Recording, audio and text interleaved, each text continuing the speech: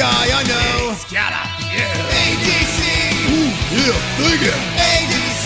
Let me take you something, ADC. He watches wrestling. Matt the Morgan's awesome, Do you Mago. know your ADC's the ADC's of wrestling?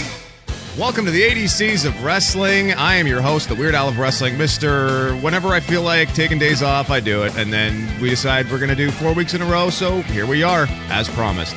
Is it Drafty in here, Maddie? How you doing? Was that a pun? Like a purposely? No, I feel like a pun? cool breeze. Because it is cool outside and it is quite windy. So I'm not sure if I hate you already or. All right, let's be honest. We're not even in the same room. It was a fucking shitty pun. But here we are. You're the worst. It's me. It's ADC, joined as always by my co-host, my partner in crime, Matt the Mark. How you doing, Matty? I am good. I'm excited, man. It's after some discussion of will we, won't we, here we are, you know? This is awesome. We're here, Maggle. Nope, Matt. People still like JBL, right? My name is Matt. We're here, Matty. That's right. That's my name. That's the one. That's the one. Hey, a little throwback to Top Turnbuckle there with it's me, it's ADC. I know. Right. I was going to comment, but I was like, I don't know if we should. Right before we rolled, I accidentally pulled up one of my old Top Turnbuckle rundowns from like December 2017, which would make a lot more sense than 1997. But, you know, whatever. Hey, The good old we got podcasting some, days of 97. Sure, yeah, really, in its infancy, I was right there. We're going to talk a little, news and notes. We're obviously going to go through the WWE Draft, and I definitely want to dig into some AEW discussion this week, and then head into Just Two Tweets. How have you been, Maddie, last couple weeks? I'm excited we decided to do this, to really just buckle down and pick a time every Thursday for the next 4 weeks for sure, Yep. And then we might just... if something comes up, we're going to plan in advance. We're going to say, like, look, this day, this week, we're going to come at you on a Friday or on a Saturday, whatever. Yep. But I think we really need that instead of this fly by the seat of your pants bullshit. We're not calling it in the ring anymore, brother, okay? We're booking, long-term booking. Yeah, I mean, it seems kind of weird that it took us a year and a half, almost 2 years, to just say, hey, we should block off time in the calendar to do this instead of trying to figure it out on the fly, because that just wasn't working anymore. Things are too busy, so... Yeah. Here we are, but no, I'm excited. I've got some things I'm thinking about doing, and in the future to maybe make things a little different, which I think you're going to talk about. But I mean, do you want to throw it out there to the foundation right now, just see what people think? I mean, yeah. We might as well catch people right at the beginning of the podcast before they get annoyed by our voices, turn it off, don't have a chance to process what we've asked them, and respond in kind. So what Maddie's been thinking is... Well, why don't you take this, Maddie? Why don't you say what you've been kind of thinking about? So what I've been thinking is, obviously one way to keep us a little more engaged and so on is upping the content a little bit. I've got a Twitch account. I don't know, if you don't know what Twitch is, it is a video game or a streaming service. And I've got an account, and I did a little bit of streaming a couple of years ago, and I thought, you know what? What if we started streaming us recording the podcast? You can watch it live. The podcast has an account as well. There is fair an enough. ADC's Wrestling account, but we never used it. Didn't know that. But it wouldn't be like a produced show or anything. It'd be literally just like a behind the scenes, hey, this is us recording the show, and that's it. You could watch it if you wanted, get a different aspect of how we record the show. You'd see all the screw ups and takes and stuff that we don't always have to worry about. But it would just be something a little bit different. The biggest issue though, and you brought this up, is you'd kind of get a behind the curtain look at ADC and Steve and Taker, and that could ruin it for some folks, right? So yeah. So here's my question, folks. I need to know if this is something that would interest you guys, and it's not going to happen right away. It'll take time. We'll have to figure it out. But if you think it would be fun, let us know, and we might look at setting this up for you guys. Or if you think it would ruin the immersion or whatever, you don't want to see what I'm actually doing when Basement Steve shows up, or maybe I'll figure out a creative way to get around it. It might be a new problem that I have to solve. We'll see. But I want to know if you guys are interested. If the interest is there, maybe we'll try it out. Maybe it'll be a great way to grow the fan base and make the foundation ever, more sturdy.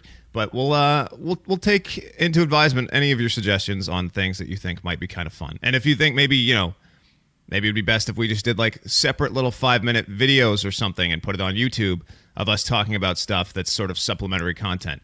Maybe that would work. Maybe if that helps and works out, maybe eventually I could start a Patreon and we could sort of get this moving into a more, I don't know, more than just a cute little hobby. Maybe the ADCs of wrestling could be a real thing. But we're sort of refocused. We're digging our heels in, and we're going to try to take this more seriously moving forward. And I want to know what you guys think. All right? Does it sound good? Tweet at us. Let us know. Yeah, tweet us. Okay, that's it. Let's move on. That's it. I'm not going to plug the T-shirts because we've barely been here, so I'm not going to insult you guys. Okay, Probably a good Don't buy a idea. shirt yet. Buy a shirt when we're worth buying a shirt. Okay. Wait until we're 5 weeks deep. Yeah, when we do 5 weeks in a row, when I'm Mr. No month off, then buy a shirt. Yeah. Anyway, how about a little news and notes action? I was just sort of perusing. I like to go to ProWrestlingSheet.com, so shout out Pro Wrestling Sheet. I know it's kind of like the TMZ of wrestling, but I don't know. I like all the stories there, so let's get an official sponsorship from ProWrestlingSheet.com and try working with Ryan Satin and the boys. Let's do that, Matty. That's a goal. That's a goal. Sure. Hashtag goals. It's a lofty one, but let's work towards it. No, it's fine. We'll get there. I noticed Bruce Pritchard has replaced Eric Bischoff as executive director of SmackDown moving forward. Yeah. This is a pretty big move because none of us were really sure what Eric Bischoff's influence was. His time in that position wasn't very long, and now they've moved to Fox, and we're definitely going to talk about this because we haven't had a chance to sound off on what we think of the new presentation, but it's a big deal, man. Bruce Pritchard is back in full in WWE, and now he's in charge of their A property for what it's worth. Is this a big thing, or is he more or less like is he a Vince puppet? What do you think? How's this going to work? I don't really know because I don't picture Bruce being a puppet. Like, I just can't see him taking that role if he was just going to come back in and not actually have an influence, you know? Like, it's not like he's successful doing what he's doing outside of wrestling, you know? So it's interesting. Did you hear the soundbite of Conrad on the most recent Something to Wrestle? No. When he was like, I don't want y'all to get mad at me, so I'm just going to right off the bat, I'm just going to say, are we going to talk about Hell in a Cell today, Bruce? And Bruce is like, no, we're not. And Conrad's just like, well, I tried, y'all. That's tried. fair. That's fair. It's interesting that this guy is still doing this podcast, but now he's in charge of like their A property. But I don't know.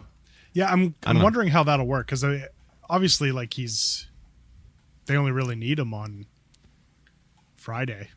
I don't know how often he's going to be quote unquote at the office. So yeah, we'll see moving forward if it makes any difference. But obviously, they're going for a different feel on Fox. We'll table that discussion for now. I want to get into that a little bit further down in the pod, but. Also, how about this? Mike Kanellis requested his release from WWE despite signing a multi-year deal recently. I wonder why he would be upset. Let's see. If we go back, he's been used really well from his signing in 2018, I believe it was, or 17. Yeah. So I don't know why he's all. Oh, I know what it is. There's 18 different people that are the father of his child. He was the first of the two recent cuck storylines like, that sucked. Jesus. If you like Cuck Kanellis, then give me a hell yeah. This was Steve. Nobody not likes shocking. Cuck Kanellis, Steve. No. I fucking ain't right, they do. I love Cuck Kanellis. I think he's just trying to round me up. So, whatever. This is Hey, what the hell happens if you guys start streaming the show? What happens with me? I think you're still going to drink beer in the background and just do your thing, aren't you? Yeah, but you're talking like it's going to be some kind of a problem. I just want my camera time. Hell yeah. okay. That's I'll throw you a beer on camera first show, Steve. Fucking A-Rod, give me hey, if you want someone to throw me a beer, then give me a hell yeah. Hell yeah. Hell yeah. Yeah. I want to throw you a beer. I'd be all right with that. But the last time I tried that shit, you got all mad at me. Yeah, that's true. I did. Well, times have changed. You piece of shit. Okay. There it is. Yep. Right. Times have not changed. Doesn't take him much to get back into character. No.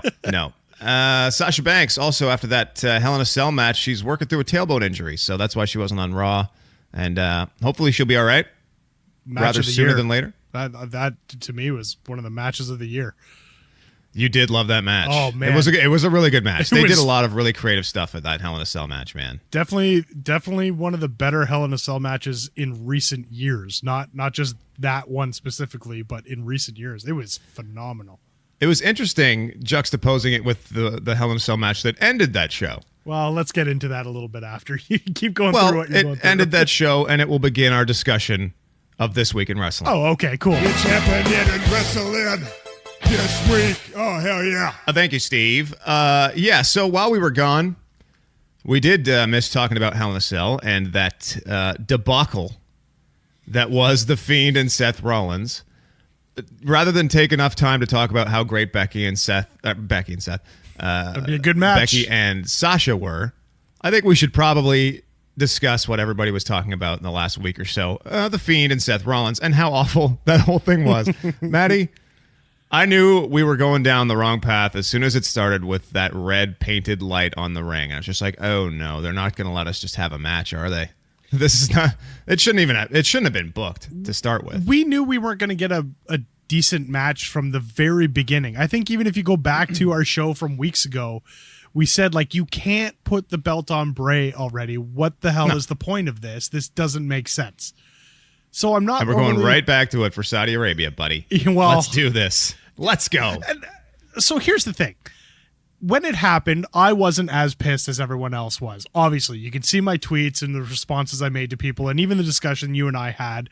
I wasn't upset with it because I thought, you know what, this builds Bray's character even more. And if there was a big if we get a development in Seth's character, then it could be work it. Were there better ways they could have done it? Absolutely yes, of course. Was it the be-all and end-all? I'm canceling my WWE subscription. I'm only watching AEW. Fuck the world. Fuck rest. Like, people got a little crazy. It wasn't that I was pretty bad. close to that, man. Yeah, I know, and a lot of people were. But it combine wasn't that with Shorty Gable, and I was ready to just be like, you know what? I'll commit 2 hours a week to AEW. This will be a Dynamite pod, and that's it. You know how easy that would be? Just talk about AEW Dynamite once a week. It'd be super and go easy. all in on the combo, the content, everything. Just talk about every match, document exactly what goes down, watch, being the elite, watch the Road 2 series, and then just every month we pay for the pay-per-view. That'd be so. Let's do it. Let's do this. The pod as we know it is over. Let's do it. AEW Dynamite. You just had to That's try what we and get do that now. in there, right? It's now ADCW Dynamite.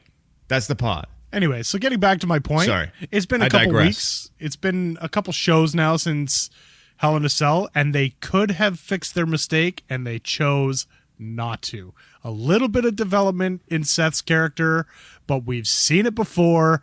It was the worst Hell in a Cell match that I think we've ever seen. Ever. Oh, hell, there was plenty of development. Explain, Steve. Well, I've developed a distaste for The Fiend and Seth Rollins and WWE. I'm all about KDW. It's AEW, but I'm kind of with you, Steve. I get it. With what they did on Raw and him burning down the Firefly Funhouse and him getting booed when he mentioned it about I went too far at Hell in a Cell, and the audience literally booed because Seth has sort of just come off really poorly in all of this. Are they trying to make him a heel at this point? Because it seems like they're doing that whole storyline where it's like, oh, they pushed him too far. He's gone bad. It's They have it's to. so That's the hard to only get way behind this Seth at works. this point. It's the only way it works. It's Do you Seth know how has to go bad it crazy. was for him to go in there and just say burn it down and then set fire to the Firefly Funhouse? I don't know, man. That was pretty it was interesting, but it was also really cringy, as has been any time they've tried to really shoehorn in Seth's catchphrases as of late. It's just been really bad. Yeah.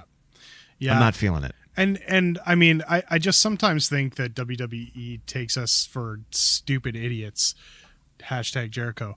Because we literally just saw Randy Orton burn down Bray's house 2 years ago before Mania. Yeah, this guy attracts pyros. It's really crazy. We're not dumb.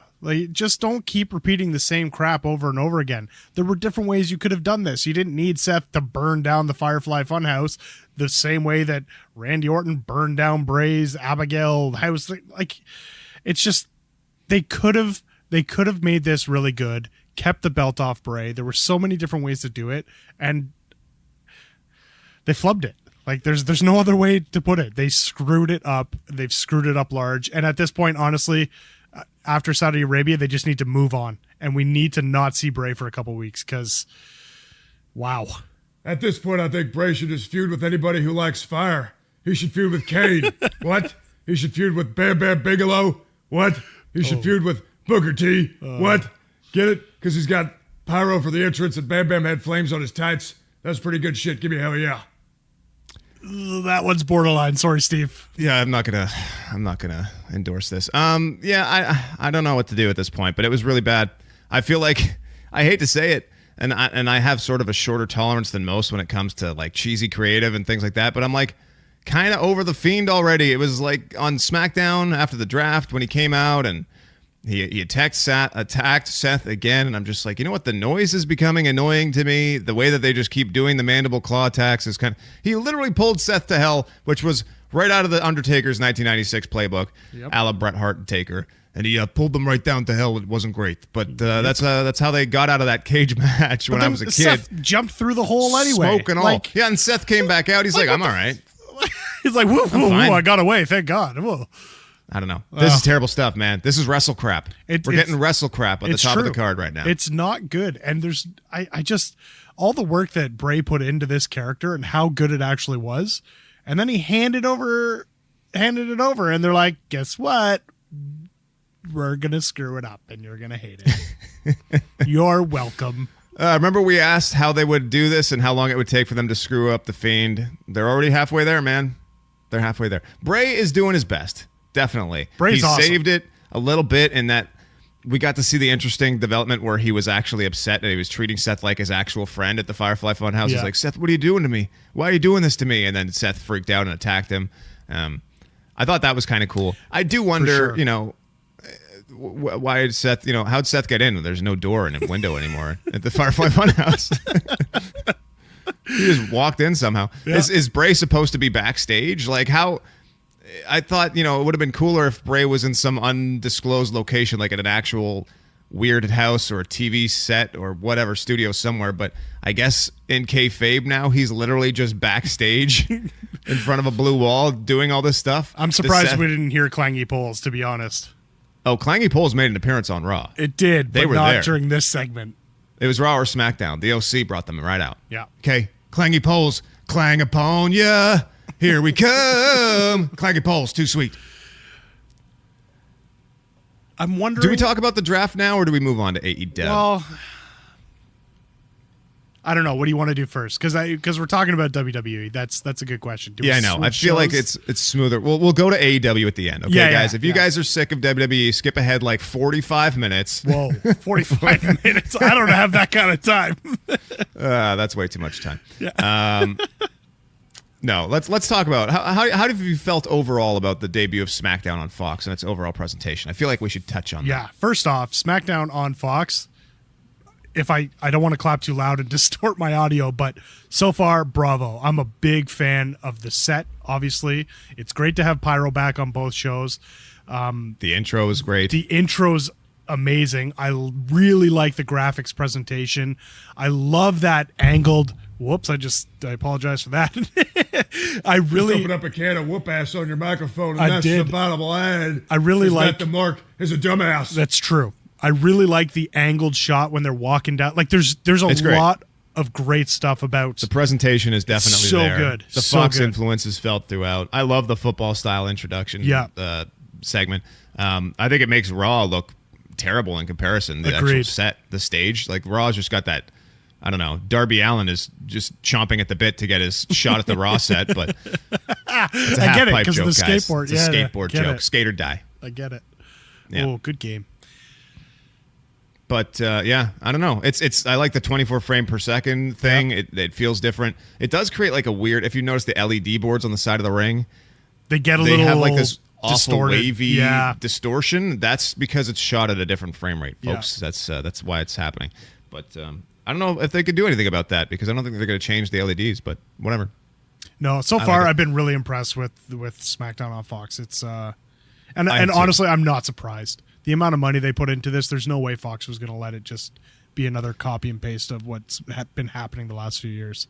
I don't know how I feel about the creative so far. Well, Having Undertaker promised and not show up, Austin promised and not show up. Yeah, that was a bunch of bullshit. I didn't even get paid for that shit.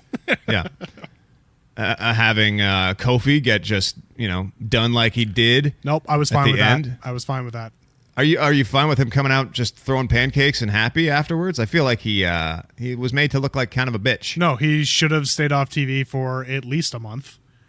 At least till after the next pay-per-view or Saudi Arabia. Let him lick his wounds a little bit, because then when he comes back, it's exciting and people go crazy and woo, Kofi's back, yay! And then he That's can the throw thing. the pancakes. But Yeah. shocked they No. didn't do it right.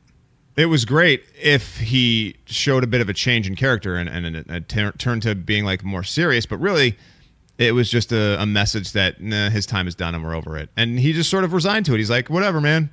I'm done being champ, baby. He's over it. Yeah, I don't know. I know there was a lot of talk about him and the 20 seconds and how could they do him like that, but folks, the second they announced that match, if you expected anything different, you haven't been watching. You haven't been watching the last few years. I think if they gave him a fair shake or a real match, people wouldn't have been so upset. I would have been But, bored because you knew Brock maybe. was going to win. There was no way Kofi was winning. So if you give him a 10-minute match, by the end of it, you're still just as mad.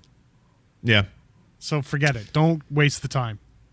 Do you feel like what is this? Oh, do you feel like? Sorry, I'm just trying to look up the draft results here for Fair our enough. next segment. Do you feel like they gave New Day that win to try to sort of satiate people that were angry about that win against OC? Because when they did the draft, I thought it was funny that the OC gets drafted third overall to Yeah. Raw, only to have a match later on the show and lose to New Day. And I don't know if they were trying to make the New Day look good by doing that, or trying to make Kofi look better by doing that, or trying to. I mean, I guess really the only thing they were trying to do was trying to make New Day look great because OC had just been drafted third overall, so they had this shine on them. But it just felt like a strange opportunity. Why wouldn't they have OC just go out there and beat down Lucha House Party or something and look great if they were just drafted third overall to your flagship brand of Raw? It's interesting. Well, I mean, really, if you think about the OC, how many matches have they actually won? Not many. They lose Not a lot. all the time. It's Yeah. great they put them back together and they talk a lot of crap and they seem like the big guys, but they lose all the time. So Yeah. I don't know. Let's focus on the draft. Yeah, all right. My overall sentiment on the draft is they tried. I don't think they succeeded in it being this true sports feeling draft that they wanted it to be. I felt like there was a bit of a lack of presentation in the actual picks. I appreciate Steph being sort of the Roger Goodell, the commish kind of coming up and reading the picks, but I just felt like they were just rattled off so quick back to back to back, and then you kind of lost the feel of which show was getting what guy, and not seeing the actual talent after they got drafted, just seeing their little card pop up and no real reaction. I think we were all kind of hoping it would be like it was back in the day where you saw the superstars backstage, and when their Yes. name got called, we got a bit of a reaction and some kind of feeling of whether they were excited, maybe a couple little quick promos in between, yes, I'm excited to go to Raw or SmackDown or whatever. But it just felt lacking in that way.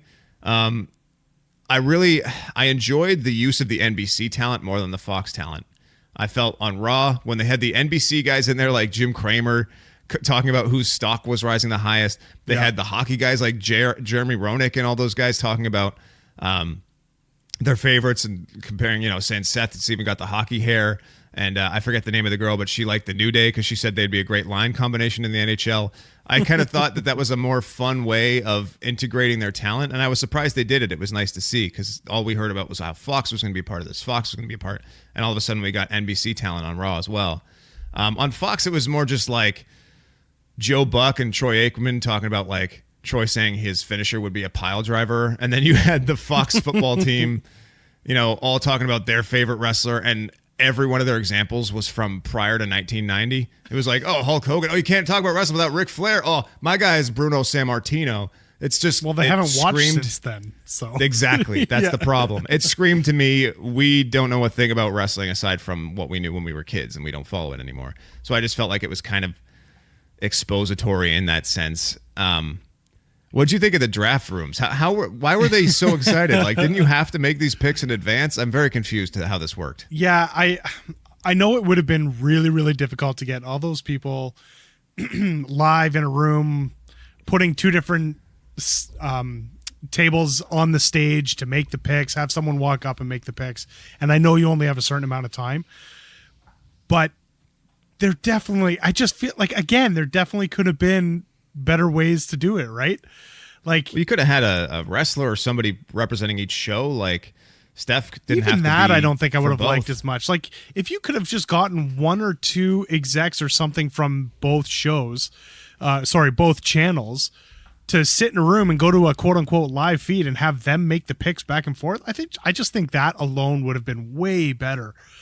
But overall, they tried something new. It didn't land great, but it was new and it was different. I did love that, the draft rooms on both Friday and Monday, they were wearing the same clothes. So that's something you Way to pointed out hit to me. I'm that like, home. that is pretty funny. Yeah. They got everybody into a room and they're like, okay, just get into different little formations. Yeah. I got to say, I laughed out loud when that one girl just like fired off a streamer machine. Like they're gonna pick, it's like Samoa Joe or something, and they're like, woo! And she fires off a little rocket with streamers in it. And I'm like, confetti blaster. Like they are really jacked up about this pick. So Which how did now- it work, Maddie? They put in a pick, and then they wait, and then SmackDown puts in a pick, and they're like, oh, we're not going to get that, so we got to pick this person, and then we're excited when we do get them. I'm like, Well- how are they so excited? How are they just Yeah. finding out? It felt like they were just finding out about this like we were. Yeah. I think it could have been done better, obviously. They were super jacked up about landing our truth. Let's be honest. Well, who wouldn't be? The guy's money. He's been one of the better things on TV for the last 2 months. So And that's the bottom line. Yeah. When he hasn't even really been on TV the last month or so. That's true. that's not They've true. not really done much our truth the last couple weeks. He just won the title back at, wasn't it at Hell in a Cell? I don't know. I barely watch. Fair enough. Yeah, I mean, look, they tried something new. It wasn't great, but it wasn't terrible. I personally enjoyed the different draft rooms and all the different analysis. And you got a lot of people who probably don't watch wrestling involved, and it made it feel bigger than just a shakeup or something like that, like they've done in the past. I agree. So, yes, could you have had the wrestlers in the back reacting, putting on the Raw shirt, putting on the SmackDown shirt? Absolutely. That would have been great. But they didn't. So now we move on. I'm very excited to have separate shows now. I want to see. I'm glad that they're segregated like that too. I feel like it'll feel different, right? Like, on Friday you get to see certain folks and you don't get to see them again until next Friday. There is no wild card rule anymore. You're not going to see Roman on Raw. Hopefully, fingers crossed, that's not going to happen. So You never know. Well, You never know with the big dog. so I do think that this is going to feel a bit different once we get into it. We're going to have different shows every Monday and Friday. So I'm looking forward to it.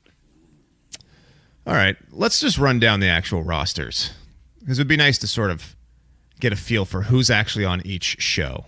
What do you think? Well, I mean, let's not go through all of them because that's a lot of wrestlers to just name. No, that's what I'm going to do. Okie dokie. So to Raw, we had, in this order, was it in this exact order? No, don't do it in order. No. Okay, we had Seth Rollins, Charlotte Flair, Andrade, the Kabuki Warriors, Rusev, Aleister Black, Cedric Alexander, Humberto Carrillo, which I thought was Huge totally pick. random. Huge pick. At number 7 Sleeper here. pick. You got to get pick. Carrillo on your roster well before you get Samoa Joe or Rey Mysterio. I guess they see something in the kid. Eric Rowan. Oh, man. Rest in peace again to the Bludgeon Brothers, Steve. Oh, man. Oh, God damn it, kid. Don't pull on my heartstrings like that. Tell me they're on the same fucking show. They're not on the Nope. same show. They picked him to a different show. Well, what the hell? It was working pretty great, wasn't it? Yes, it was, Steve. I think we were all thinking the same thing. Well, what the hell are they going to do with Luke Harper now? He could probably do his own thing. Maybe he'll get a singles push. Oh, I don't think that's going to happen. Oh, I'm very excited about this potential singles push, and if you're wrong, then I think you know what's going to happen to your stack of dimes that you call a neck. Yeah. Are you going to drop me on it? Maybe. All right. Well, I mean, there's a chance you won't get dropped on your neck, so that's great. Yeah, he left it open, to interpretation. Yeah. Kind of like Joker, the movie, Haven't seen it. Really good. Stop it. Really good. Jinder Mahal, who we hadn't seen forever, but somehow Still was a drafted wrestler, really high. apparently. I Yep. guess he's still there. Buddy Murphy, R-Truth, Samoa Joe, Akira Tozawa.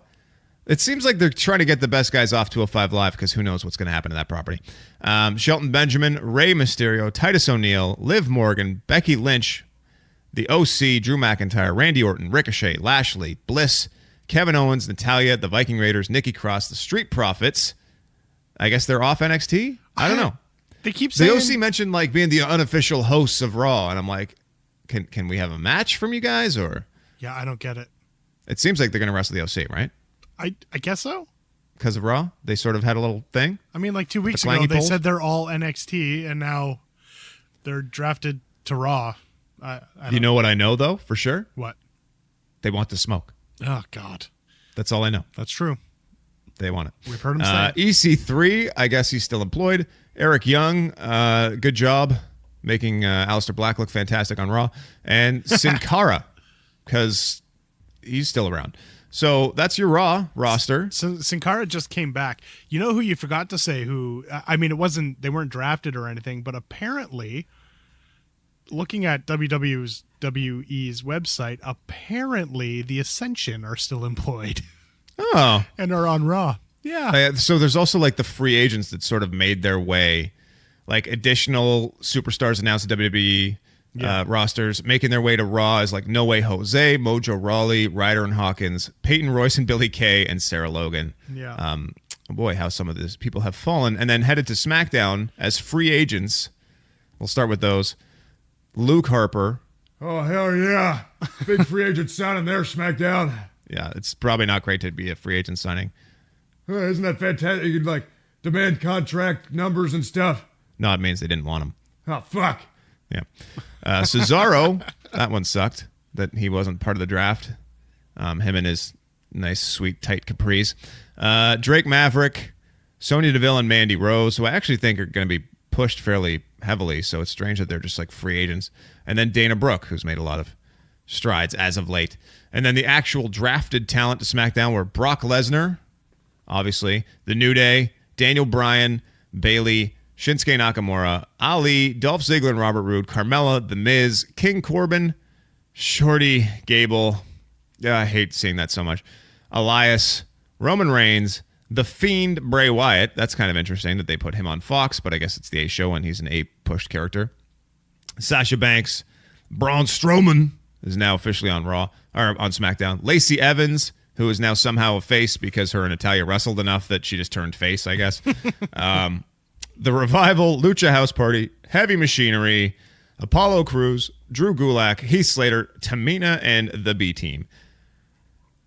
It feels like a lot of these people sort of just didn't move. Like they stayed put with a lot of... If SmackDown sort of felt like SmackDown with them being like, yeah, Roman and Daniel Bryan's going to be there. The New Day's going to be there. Shinsuke and whoever's going to be there. Bayley's going to be there. There's you got your Zigglers and Roods and your Miz's who move back and forth all the time. Corbin, I guess, was a Raw guy, although he was on every friggin' show somehow. Bray Wyatt moving to SmackDown exclusively is interesting. It's still a smaller roster, so they're going to have to obviously concentrate a lot on Raw. Kevin Owens moving over to Raw is interesting as well because they just did all this stuff about him trying to fix SmackDown and getting rid of Shane, and now he's just going to go and kind of hopefully do more than sit in the middle of the pack on Raw. But Well, and Kevin Owens being Kevin Owens, he had some complaints that you can actually find on social media. Nice. Kayfabe, probably. Maybe. I would feel like everything he does he's always seems to be in character when it comes to being in the public eye. That's true. He's pretty good with that. Yeah.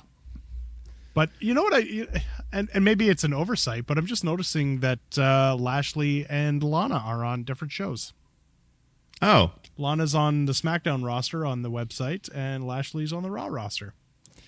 Well, we'll see what they do with that. I hope they gas the whole thing because it sucks. Yep. It is gross and awkward to watch. No way, man. Attitude Era. Love it. This is what we wanted. We wanted the Attitude Era back. You got it. Love They should it. Machka that whole storyline. It's Love terrible. You're stupid. It's amazing. Like Feels Rusev like- wasn't even anywhere to be seen. Feels like on Raw. 97 again. I love it. It was awful. It was just awful. Yeah, I don't know. We'll see what they make of these two different rosters, but I'm excited for them to move on from this draft stuff, and we'll see what we can actually throw together. On Raw, I fucking kind of really enjoyed these matches that they had. Cedric versus Buddy So Murphy. good. Yeah. Buddy Murphy is extremest talented. Like, he almost overshot Cedric Alexander with that tope that he did over the top rope. So true. He is really, really talented, and Best I know kept they have a secret, bunch man. of guys that can do the kind of stuff that he does, but yeah, Buddy Murphy's pretty fucking great, matey. No, I really liked what Raw did when it came to the draft, actually. They had their new superstars wrestle and win. Yeah. It was cool. Like, listen to the guys that wrestled, like Shelton Benjamin and Ricochet, Ali, Andrade, Buddy Murphy, and Cedric. These are guys that you want to see in the ring doing cool stuff. I would have liked to see Cesaro out there too, but hey, he's one of the hot free agents. Yeah. We should probably talk about like this Braun Strowman and Tyson Fury angle that they're doing. Sure. What do you want to talk about? The pull apart they did last week. That was really I thought good. it was. To a point. It was It got but, like, long. It got Yeah, long. I was gonna say, how long did they let like? About 15 minutes was that whole thing. Like it was long. I think the funniest thing is how somehow this group of 20 people will continually somehow let one guy go. Like, no matter what, Tyson Fury or Braun Strowman are somehow going to get away and run back to the other side. And they're just like, how much time do we got left? 24 minutes. Just keep doing this. Repeat. It's Keep working. Doing this on repeat. It's working. Keep going. Every time. The crowd's popping every time. Just keep doing it. Oh, hell yeah, that's booking 101. Yeah. It sucks. Yeah. It was fine. Tyson Fury attempting to break a pen was very awkward. Well, okay. I mean, he did that on purpose. I know it was comedy, but it was just awkward because Yeah. I feel like nobody laughed. People didn't get it. Well, because I mean, honestly, like if you're up in the 300s in a massive arena, do you see him even hold up a pen and know what he's doing? Absolutely not. So I kind of really enjoyed Braun Strowman just demolishing that table that and was flexing. really cool. I'm not gonna I was lie. very frightened at that moment. Yeah. I was very scared. If someone did that in front of me, knowing that the table was probably cut a little bit to make it look cool, still Yeah. scared the crap out of me. I was like, I'm about to shit these pants. I was scared as fuck. Hey, new T-shirt idea. Yeah, he should use that. Maybe- or CM Punk could use it Oh, because he crapped his pants on SmackDown once. yeah, It was a yeah, thing. Yeah. Yeah, fucking Z-Packs. So that's happening. It's a match. It's going to happen. It'll be interesting to see. It's interesting to see a guy like Tyson Fury in the ring and kind of matching Braun Strowman in stature. He's He doesn't have the huge. muscle mass that he has, but he's 6'9". When- He's the same height as big sexy Matty Hayes for a shoot. When he stood up at the first SmackDown there and they were standing face to face, I think I even tweeted out, but like Tyson Fury is kind of big. The Gypsy King. Like He's a big boy. how could you get into the ring and actually box that guy? There's no way. I asked Deontay Wilder. I don't know. He's undefeated, although some think that he shouldn't be because that match, that well, crazy yeah. like 9.9 second count where he got up, which is crazy. But hey, props to him. Crazy. Right? Cain Velasquez, also another sort of pro fighting star, making his crossover debut in WWE right now. Sort of. But actually signing with them sort of long term, which is nice. He announced that he's actually officially retiring from MMA. Yeah. He was doing some stuff in Mexico and really highly touted for what he was wearing a lucha mask. He was doing like Hurricane Ranas and stuff. So, folks, if you're not up on Cain Velasquez and the current wrestling situation, he's taking it very seriously. And I think he's going to blow a lot of people away with the stuff that he can pull off in the ring. They're pulling from reality with the fact that he did beat him, but I think the funniest thing I heard all week was I was listening to the Masked Man show and Dan Soder said, "We had it," and then he took off his shirt and he looked like a strong 9-year-old. And if people don't know who he is, then they're like, he looks like the big, like the angry dad who will fight someone at a pool. And I'm like, you know what? You're right. He doesn't have the stature that Brock has, but he legit kicked his ass in real life and took the title from him like 9 years ago. And here we are. Man. He's going to be on TV. But maybe wear a singlet or something. I don't know. I apparently, if I had been paying attention, apparently it was it was a pretty big rumor that this could have happened, and then it actually was leaked right before the show started that Cain Velasquez was going to show up at the end to face Brock Lesnar. At first, when Ray's music hit, I was like, okay, I thought he'd actually come in and maybe ruin the match a little bit, but this isn't surprising. And then my next thought was, Dominic looks weird. I don't remember him being that big. And then they zoomed in and I popped. Like, I jumped up off the couch because, I mean, like you said, Cain Velasquez has been making his rounds down south and doing his... If you know wrestling and you know MMA, you knew Cain Velasquez was on this route. But when he showed up and the look on Brock's face, he either didn't know Kane had signed or Brock is literally just that fucking good, because he looked genuinely shocked. It was, the whole thing to me was just brilliant. And this is, I hate that it's happening at Crown Jewel 8 or whatever the hell this is. Me too. But I'm super stoked for Cain Velasquez to be in WWE. Yeah, I think you got to take the good with the bad in this. The Saudi shows are going to happen. We know they're going to happen. I probably honestly won't watch it because it's going to ruin the atmosphere anyway. Like, I'm not Tyson gonna watch Fury and Braun Strowman is a spectacle I'd be interested at seeing in any other arena. But the crowd it's different. And the shows just have a different feel. It's happening on Halloween. There's nothing less Halloween feeling than a show in Saudi Arabia. And you know what I mean? Like, it's just not. I didn't even put two and two together with that. Yeah, it's just weird and different, and there's like a weird. It's the political landscape that makes that a hard show to get behind. So I'll never get into the Saudi Arabia stuff. I just won't. No, I didn't even watch Shawn Michaels' return. Nope. In Saudi Arabia. So sorry, excuse me. I have to get my dog off my lap right now because he is being crazy. There you go. That's live podcasting for you. The whole fucking show. Yeah, Steve, hold him. Jeez. Oh, poochie coo. Oh, look at you. All right. I'm not mad. He's cute as fuck. Yeah, wait till you make him mad. See, now if we were What happens when streaming, you make him mad? Don't find out. Just don't find out. he's a biter. That's why he's Vanguard Dog 1, Steve. The fuck does that mean? I don't know. Nobody knows. See, if we were live streaming, like that would have been a great behind the scenes look at how we put this show together. Yes, how underwhelming it is in real life. Anyway, the way they've used Ray lately has been fantastic. Like, he's been cutting some seriously good promos. I know it's a stretch of reality making Cain Velasquez his godfather of Dominic and stuff like that, but it's fantastic. It's different. It works. You know what I mean? We suspend disbelief so much. So just to say that like Cain is his godfather, I can get with that. You know, he's a family friend, whatever. Yep. It works. It could. It could be. I don't know. Sure.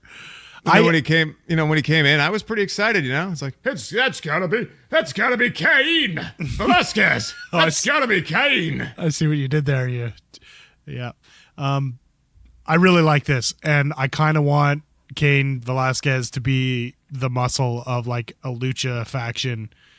fuck, that would be good. Like how friggin' amazing would that be? Ray being the old like veteran. Just add the Lucha House Party to it. And Andrade. Woo. Get rid of the Lucha House Party name and add them to it, and you've got money. Like they could run through the show. It'd be so good. We've got something great happening on AEW with Exactly. the Inner Circle, That's where we've exactly seen what how I was great it can thinking. be to have like a larger group of guys with an enforcer and a mouthpiece. So Totally. maybe you got to get somebody who's maybe a little stronger at speaking to be a part of it. But man, that'd be great. Ray's not bad, Lindsay though, Dorado, Graham Metalik, and Kalisto, all those guys can all be part of it. It'd be fantastic. You get Andrade in there with Selena, and she does all the talking. It's perfect. Her and Ray just running mouth. It'd be so good. That'd be really good. Kane just standing there, and then every once in a while, Kane says stuff, but only in Spanish, and you're just like, Sure. oh shit, I bet that was serious. Oh shit. Yeah, that would work. That'd be a good look. Hey, speaking of looks, how about Bailey's new look? It's not a front pony, but She did not go #front pony, but she did go with the Bailey bob because she's got like the Lamont bob haircut. So I think it works. Has It's a anybody year too late. Oh, totally a year too late. But it's working. Yeah. What was that tool she used to cut down those wacky waving inflatable arm flailing tube men? it was an What was axe. that? It was an axe handle With what? With two razor blades on the end of it. Literally, Who has that's, one of that's all those? it was. Well, I mean, it was homemade. I know, but why do WWE have axe handles lying around? And why they're like, well, she's got to cut it down, so let's just attach some razor blades onto this axe handle. Why didn't she come out with it? Why did it have to be like hidden behind one of the wacky waving like? And if you're going to put something on an axe handle, why not just use like a dull axe? Well, you got to make sure it lightly slits the fabric. You got to be very careful. Otherwise, Bailey's out there looking like an idiot trying to chop down a fabric. I feel like she could have come out with inflatable like an arm flailing X-Acto female. knife and it would have just been the same effect. Slits their throats. Picturing her walking up and just like grabbing it and just lightly tearing it but it's dull. Oh damn! So it takes like 18 tries. Imagine how sadistically she could have just grabbed one, pulled it down to like the face, and just slit its throat with an X-Acto knife. That would have been cool. Scary. Or would it have been just silly and ridiculous? No, it would have been great. However, that being said, have you seen a lot of the videos of parents recording their kids crying at Bailey's heel turn? No, that's great. Yeah, Tara. I mean, it's funny as a 36-year-old man, but for those parents, I'm sure it's not great. This damn dog just pissed on me. No, he didn't, Steve. I swear to God, he just pissed on my lap. You Steve, spilled that's your beer. the beer you spilled like 20 minutes ago. Oh, hell yeah. Yeah, that is. Anyways, Good doggy. Okay. Anyway, Bailey's heel. I thought it was funny that she came out to one song and then just kind of turned dark and then exited to another song and nobody mentioned it on the air. They weren't just like, oh, this is a new theme song. This is new music. They just took it for what it was worth. Yeah, she just left the different music. supposed to just know. I guess she just told the guy, she was like, yo, play this on my way out because I'm about to turn heel on these bitches. I do like that they mistimed coming back from the replays to catch her saying "screw you bitches," and then she had to say it again. But I like it. That's all good stuff for Bailey. I'm excited to see what Friday holds for her. To be honest, Me too. What else happened this week? The Rusev and Lana stuff. We talked about how much that sucks. The Viking Raiders won the tag championships right before Ziggler and Rude got drafted to SmackDown. Because that was kind of cool. it's when The they only came out. Vikings I won't have goddamn hammers, and this dog, I swear it pissed on me. Smell it. I'm not smelling your crotch. Yeah, it smells like piss. Well, maybe old that's beer. your problem. That is old beer. It's probably stale beer. I'll have a beer. No, it's not what it's. Sorry, Maddie. Go ahead, please. No, I'm just gonna say like the Viking Raiders winning was very obvious because The crowd are behind it, man. I think they're feeling them now. They're over. they are. We've gotten past the Viking experience, the War Machine thing. We're over Eric and Ivar not being normal names. Yeah, We're fine. but it's more for me. It's the Bobby Roode Ziggler thing because it's like great. Okay, they lose the titles and then they go to the same show, different shows as individuals, but they got drafted together, did they not? As a tag team. As a to tag team. SmackDown. So So I guess they're keeping that as a team So because what- it was so damn good. I just don't understand the point. I don't really either, but they're just sort of there Yeah, as a tag team. yeah. You know what that says to me? That they don't really know what else to do with them other than just keep them as a tag team right now and draft them to the other show. Put them to NXT. See what they can do. Yeah, that would be great. Like, nobody really going to NXT makes it feel kind of like an afterthought. Man, like, yeah, Eric we're going Young to take a going back couple would have been guys. Great.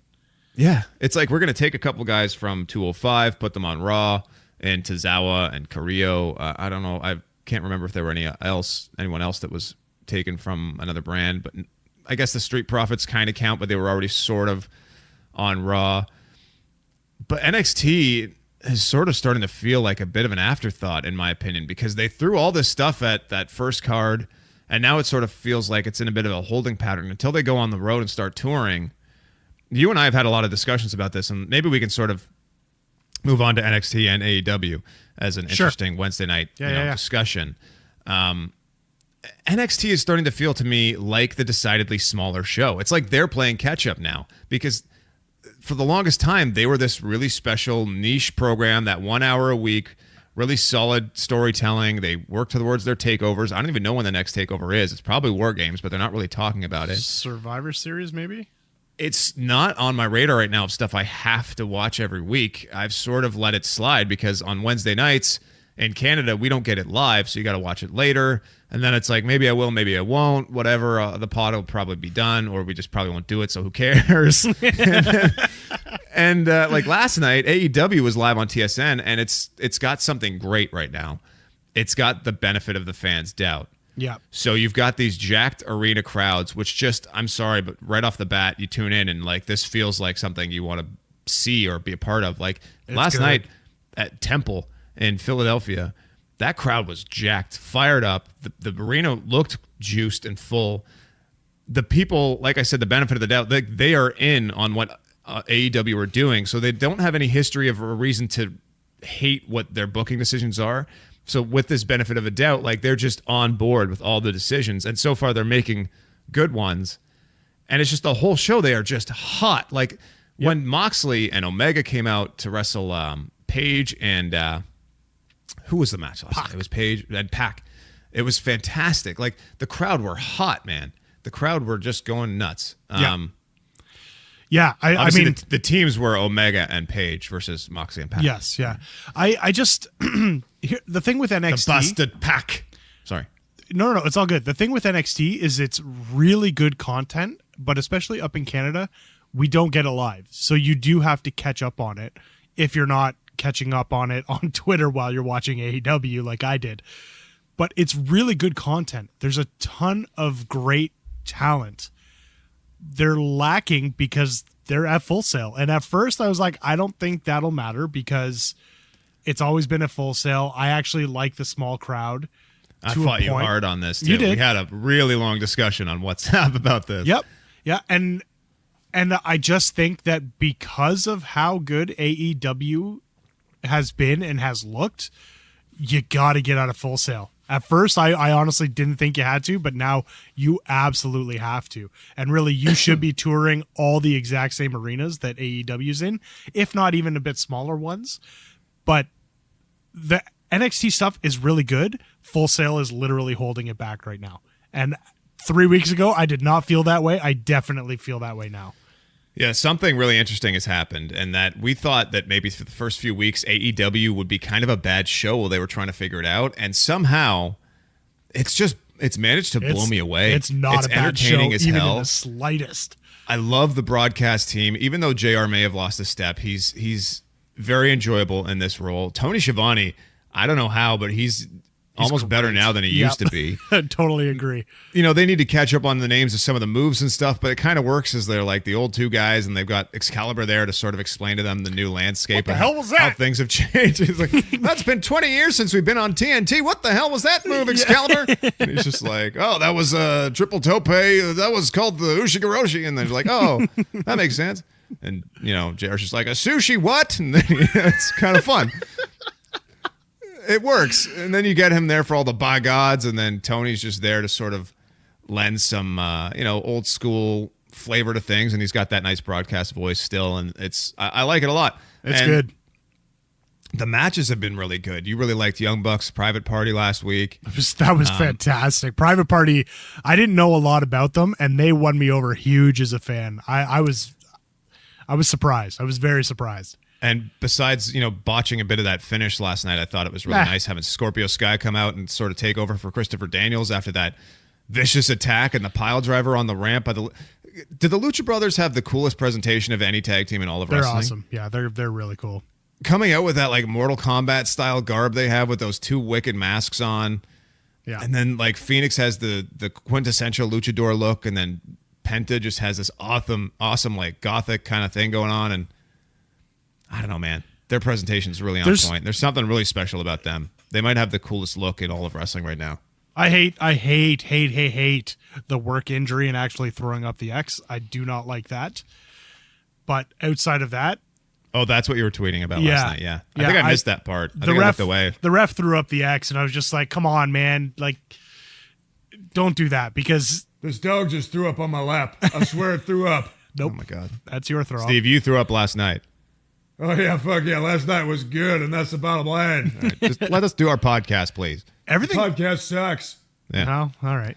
That's Fair. Pod's over. Everything about AEW though is just like, it's exciting. It's a quick 2 hours. It goes by really fast. You can tell they're not scripted. It's 2 hours a week. They boosted the audio last night. I don't know if you saw that or noticed that, but the audio of the entrance music and stuff was much louder than it normally is. Right. You didn't like that it just kind of was piped through the arena. 2 weeks in a and row, wasn't I picked up complained on about the it. Like television broadcast. Yeah. Like Jericho's, when their music hits, that's one of the biggest excitement, surprises, whatever. And if you don't get that feeling on TV because you're just getting ambient mic noise of the music, it doesn't hit home the same. And last night, it definitely sounded way different. But like, let's talk about Jericho right now, because we have to. Yeah. He is the perfect example as to why scripted promos are stupid, because he let loose the last couple weeks without a script, and it was brilliant. It wasn't just brilliant. It was fucking beautiful. It was a thing that we have missed forever. I texted you saying, Maddie, I don't know if you understand what's happening here, but we get to watch pro wrestling again. Yeah. Like actual wrestling. Yes. Guys cutting real promos. And not everybody can do it. But despite, Jericho, he's lost a step. Let's not pretend he hasn't. In the ring, he's lost a step. Character-wise, absolutely in the ring, not. he's not what he used to be, but he can still tell a great story. I think we saw that last night with the stuff they did with taping up Darby Allin's hands and letting him still do all the work. Darby Allin, my God. He's the new Jeff Hardy, let's be honest. Man. He's for a new generation. One Kevin Mickey, friend of the show. I love you, Kevin. We know you love him. Was saying that he's definitely got a fan in him. He's like, he was me in high school. He's the skateboard kid. Yeah. And everybody loves it, and it's working. So just one example of how they're already building new stars around a guy like Chris Jericho. So despite Chris Jericho losing a step or so in the ring, whatever they're paying him, double it. Because that fucking promo last week when he introduced to the inner circle, this is my inner circle, is like, I can't tell you how hard I popped when he introduced Sammy Guevara and he said, look at him, he looks like a Spanish god. Look at how sexy he is.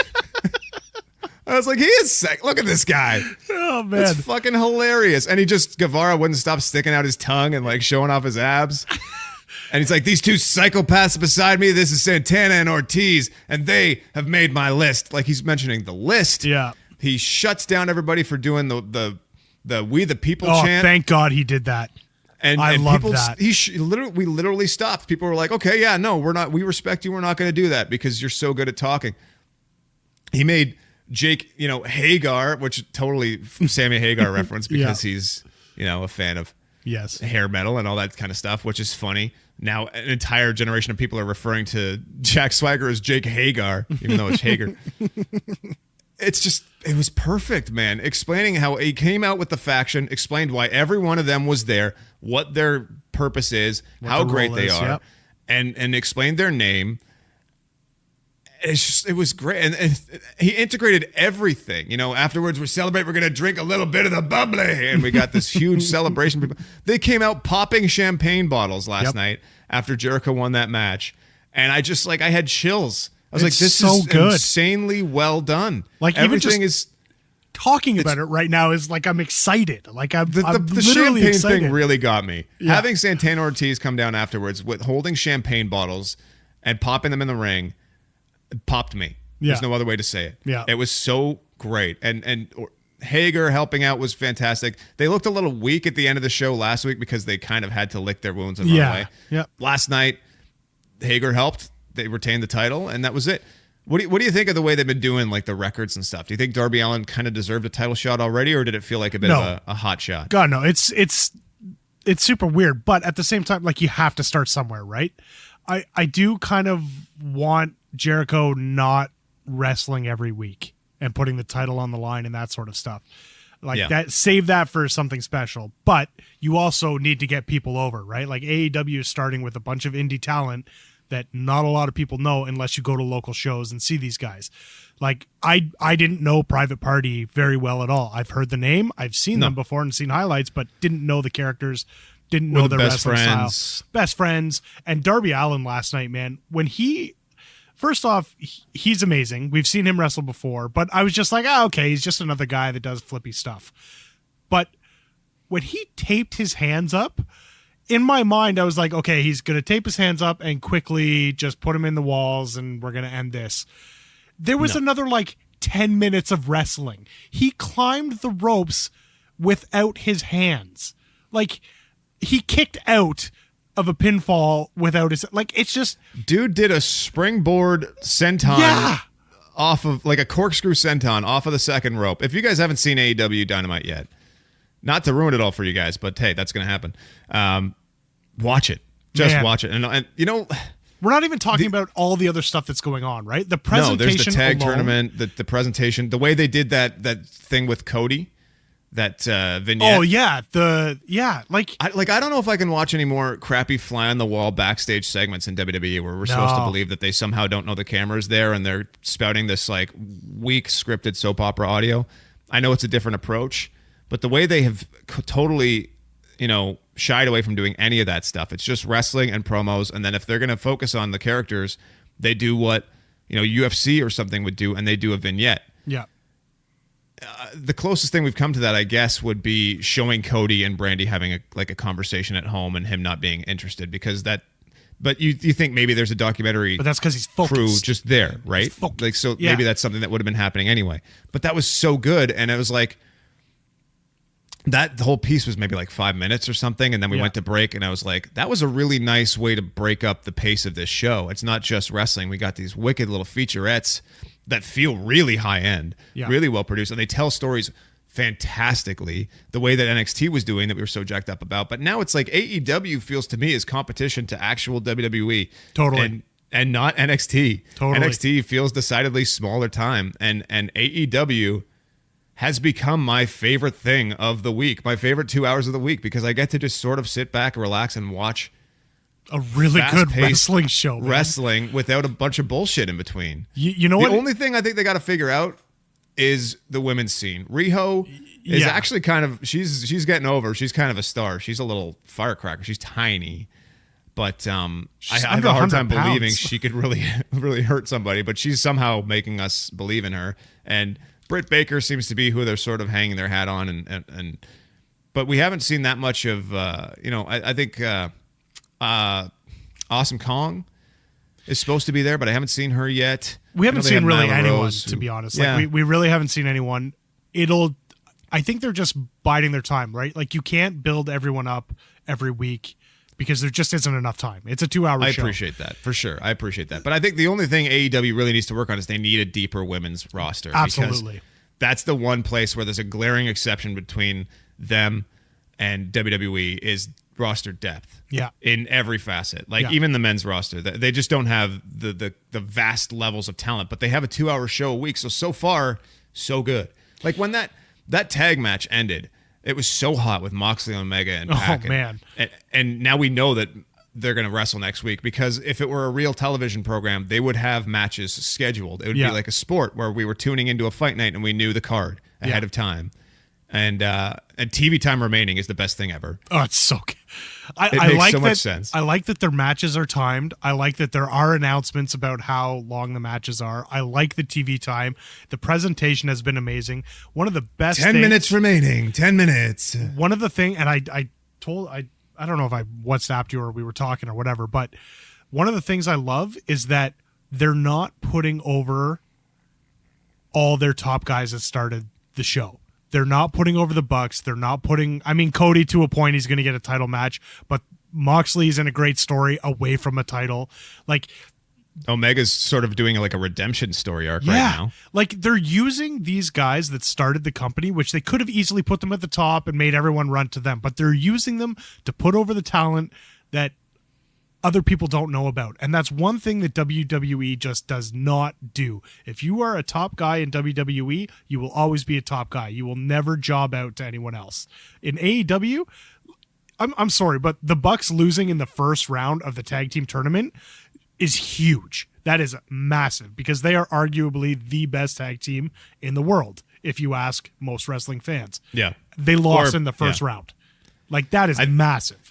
I think like that stuff sort of will happen on WWE. Like we saw Daniel Bryan lose cleanly to, was it Ali or Buddy Murphy? One of the two. The problem is they don't really capitalize on it and go all the way with it. They don't do anything with it. Yeah, and they barely mention it after, or they'll just get their win back and it won't matter. They do the 50-50 thing and it stinks. Exactly. I'm telling you But, right now. After that tag match last night, I was so jacked up. And then they were like, coming up next, we got our main event. And I was like, there's more? Like, Yeah. I forgot that there was the Jericho Darby Allin thing because of that crowd was so hot and that match finished so hot with like all the stuff between Pac and Moxley, him giving the finger and DDTing him. I was like, that felt like Steve Austin more than any time we've ever seen anything on WWE in the last 10 years and Totally. said, oh, he's the new Steve Austin. More than any of the Becky stuff, more than any of the KO stuff. KO Stunner straight sucks. I know, Steve.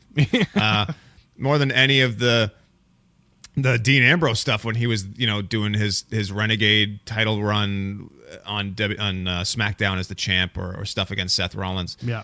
Him just flipping the birds to Pac and then giving him the DDT and then walking out with the crowd just going nuts. I was like, that's the closest we've got. This is the most pro wrestling has been pro wrestling in the last 10, 20 years. And it's really exciting. But, man, is it hard to follow it all. I'm telling you It's a right tight 2 now, hours on Wednesdays. I love it. I'm telling you right now, if AEW was on Mondays or Fridays, I'm watching AEW. I agree. I agree. Even over SmackDown, the new shiny new A show. I didn't feel that way before AEW started, but they have surprised me way beyond a shadow of a doubt of what I thought they could do. And you're right. It is just so good. You want to talk And about they've done Attitude over Era? $1 million, man. They've been doing over $1 million. You want to talk about going back to the Attitude Era? If that's what you want to see, watch AEW because that's exactly what you're getting. Right, in a good way. In a good way. In a good way. You're not getting the cheesy, ooh, I'm half naked under this sheet. You're getting good wrestling. Man, that was bad. You're getting great wrestling. You're getting Donna, great what are you promos. doing with Lashley? You're You having, match cut my heart. like the matches that we're seeing on AEW alone, even outside of the top guys, like it's just they're out. I mean, you mentioned the women's division, but I don't have anything bad to say about AEW right now, other than the music thing, and I think they've already fixed it. Yeah. They just need, a few more talent to fill it out. Absolutely. I I want to watch AEW right now. Like I want next week's episode to be on right now. I want to find the week 3 ratings and see what they did, but I can't find it right now. It might not be out yet. It's Thursday, the day after the show. I think it comes out later. Could be later in the unfortunately. afternoon. But I'm very But I mean, curious. watch I know for them. AEW did like 1.4 mil for week 1, which was a huge overshoot on what people expected. Obviously, it's not competing with like the 4 mil SmackDown did or the 2 mil Raw gets, but it's something to be concerned about if you're WWE. Yeah.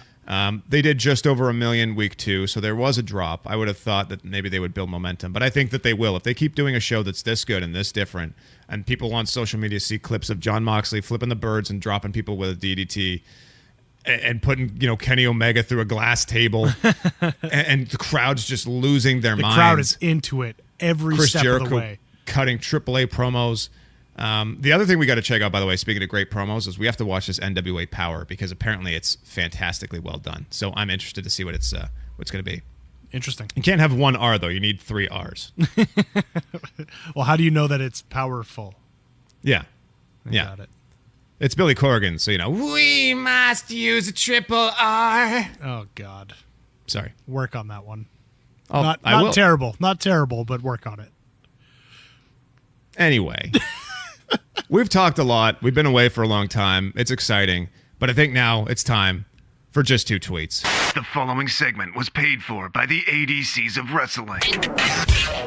Hey yo, this is just 2 tweets. 2 tweets. All right, 2 tweet me, bro. Let's do this. Word. Phil Hyatt says, with all the choice of wrestling we have at the moment, what's the one thing you think is missing, apart from Basement Steve's moonsault?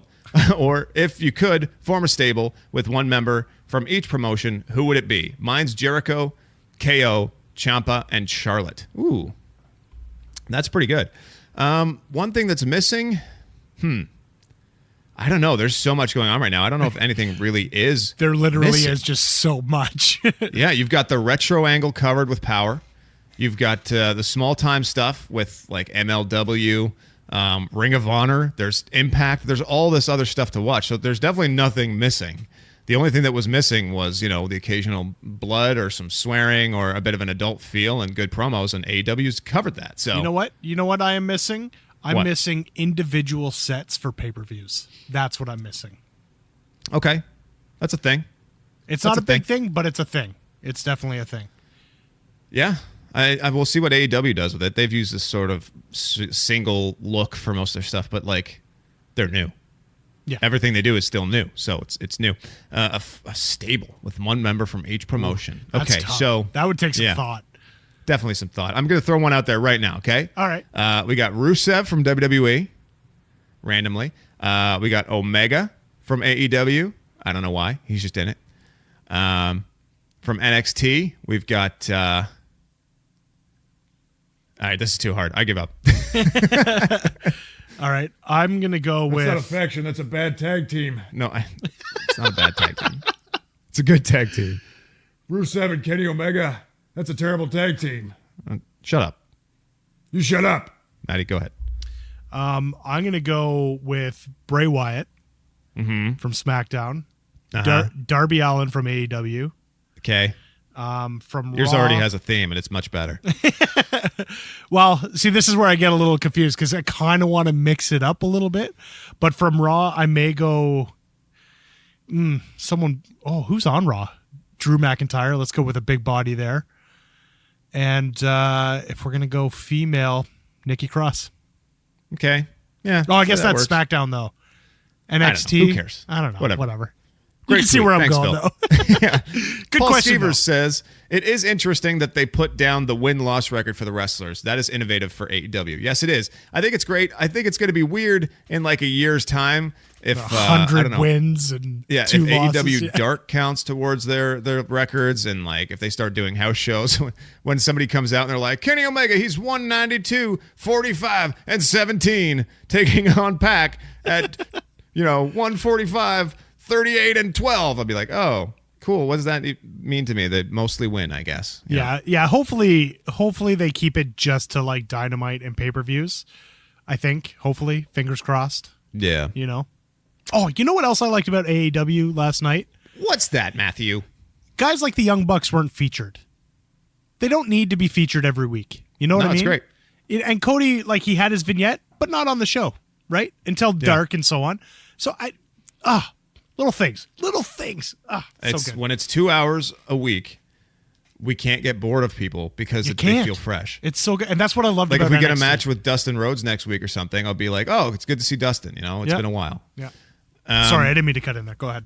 No problem. Smartass Life Joe, or Smartass F Life Joe. Anyway, All Out Heel Joe, our boy Joe, says, What up, Joe? let me start by saying, welcome back. Thank you, Joe. I have an entertaining hypothetical for you. What's likely to happen first? Velasquez beating Bork and Twitter goes nuts, or Jim Cornette saying something nice about Orange Cassidy? LOL. You know what? I don't think either one of those things are happening. Yeah, I don't know. I think Velasquez beating Bork is a much more realistic expectation than Jim Cornette saying anything fucking nice about fucking Orange Cassidy, fucking dumbass. He's gonna hate him. He'd hate him. Velasquez. He didn't even like Kevin Bork for a Owens. while. He's not gonna like Could Orange happen. Cassidy. No. What are your thoughts on the Orange Cassidy gimmick, Maddie? It's interesting. What I do like is that he already has like a young child imitator who actually got invited into the ring last night and had a quote unquote match with Cody. Yeah, that was great. On and Dark. he actually So had his hands in his pockets. He was Yeah. doing it nonchalant. That was really funny. It's- Front row. It's good stuff. But you It know was what? good stuff. Those type of characters are the ones that you remember. I don't know much about the guy himself or anything like In that. 10 years, people will remember Orange Cassidy. 100%. They might not remember Private Party, So Totally. it is what it is. It's comedy, but It works. it hasn't been abused so far. He hasn't even really been on the show. He just sat front row, gave a shitty thumbs up for the best friends, and does that he was have a it. broken thumb or something? Anyways, He's just too cool for school, man. He's too cool guess to so. give a full thumbs up. that's fair. You get it. That's fair. You gave enough of a thumbs up. Yep. You know what I want to see? What do you want to see, Steve? I want to see him flip the bird. That would be funny. He just fucking kind of puts up his Just middle act finger like a little half, bit. Just yeah. like, whatever. F you. Whatever. Did you like my tweet when I asked people for just 2 tweets this week? I was like, don't forget your tweets and stuff. And that was just Orange Cassidy kind of like giving a half thumbs up. It was a half-assed tweet for just 2 tweets. Yep. Mike got a Gordon few. says, hello again, my friends. My question this week is, in your guys' opinion, What has been the best and worst match this year so far? Hashtag just 2 tweets. Ooh. That's tough because the year, like, I don't remember January well. No, I know. One that sticks out of my mind is I really liked Cody and Dustin with the storytelling. Ooh, yeah. I know there's a lot of blood, and that's kind of annoying. There's been a lot of Bucks matches, like Bucks and yeah, but that's the flippy shit that it's kind of a spot fest. Yeah. Adam Cole and Johnny Gargano was really good. Ooh. Not the third one that we went to, but probably like the second one. There's been a lot of good matches. That Hell in a Cell match was pretty good, I was too. just going to say, I think Becky and Sasha are definitely up there for me, just because of some of the innovative stuff they did. Like, they did some stuff that we hadn't seen before. Worst match of the year was definitely Hell in a Cell. Yeah, I Seth and Bray. That's the worst match of the year. You're not going to top that. That might be the worst match of the decade. Yeah, I'm trying to think of even like some of Lacey Evans' matches or something. Poor Lacey. I mean, not her fault. Why are you being right? such a nasty? The character is what it is. Yeah, I think Hell in a Cell. I think we may have saw both a couple weeks ago. DJ on Demand says, do you think WWE is creating this quote-unquote war between networks, USA, and Fox in order to put Mirage up for the investors so that they don't become aware of the actual war between them and AEW? I don't think it's much think of a so. war. Honestly, the No. AEW, It's just a fun WWE, brand thing. It's nice that, Raw and SmackDown are on different days. Like, yes, they are competing with NXT, but are they really? Like, until NXT goes on the road or is live everywhere, like, are they really competing? No. I don't view it as a war I don't know right if now. USA and Fox are that concerned about AEW on TNT right now. They probably just want WWE to perform and get its 2 million viewers plus every week, and so they can sell ads and stuff. And let's be honest. Oh, sorry, go ahead. I was going to say, let's be honest. AEW being as good as it is going to force WWE to make some changes. It just You'd is. think so, and then Hell in a Cell happened, but Well- we'll see. Okay. That was planned before. And then we had Bobby Lashley massaging Lana's ankles while she says, I like it hard. Freezer Burnt says, it finally happened. Hashtag front pony, but instead it was hashtag no more ponies. That's true. It was the Bailey Bob. Hashtag Bailey Bob. That's the new thing. Bailey Bob Thornton. You look like you want to say something, Maddie. Nope. Oh. Well, that's fucking helpful as a co-host, isn't it, Maddie? I said it earlier. It's a year too late. I mean, it's great, and I'm glad it finally happened, but it's a year too late, man. Maddie, you're a no-good piece of trash, and that's the bottom line. Because Basement Steve said so. Let's just see. Let's see where it goes. Let's put it that way. We really liked The Fiend, and now here we are. So let's just see where this goes first. And Andy said before Bailey's match, if Bailey doesn't front pony tonight in her rematch with Charlotte, she's really missing the perfect opportunity. It's true. Yeah, I put that in there because I was like, damn, Andy called this. Good Yep. for him. Yep. Yep, this is correct, Andy. Look, the Foundation knows the front pony was the way to go, but WWE do not. So if you guys are listening, Bruce Pritchard, front pony, that's going to get the real heat. too late. Her That's how you hair's too turn short Bailey now. right around. Too short.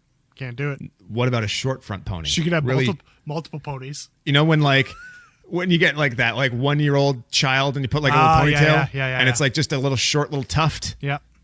That's heat right there. Those kids have heat with me, brother. I'm like, what are you doing, kid? You look terrible. I'm just kidding. Kids are cute. Don't at me. Hey, why don't you at us, though, the ADCs of Wrestling, if you enjoyed the show, if you're glad we're back. And don't forget to tell us if you want to see some behind-the-scenes stuff or if that would ruin the immersion for you, okay? Tweet us at ADCs of Wrestling with your thoughts, comments, opinions. And don't forget, if you want to be a part of Just 2 Tweets, include the hashtag #just2tweets at the end of your tweets, and we will try to get to it every week on the show, okay? Yeah. I'm at Andrew David Cox. He is at Matt the Markiest. And we were awesome. Okay? Speak for your fucking self. Well, I was. Whatever, Steve. Shut up. You shut up. It's time to go. Ball game. Peace.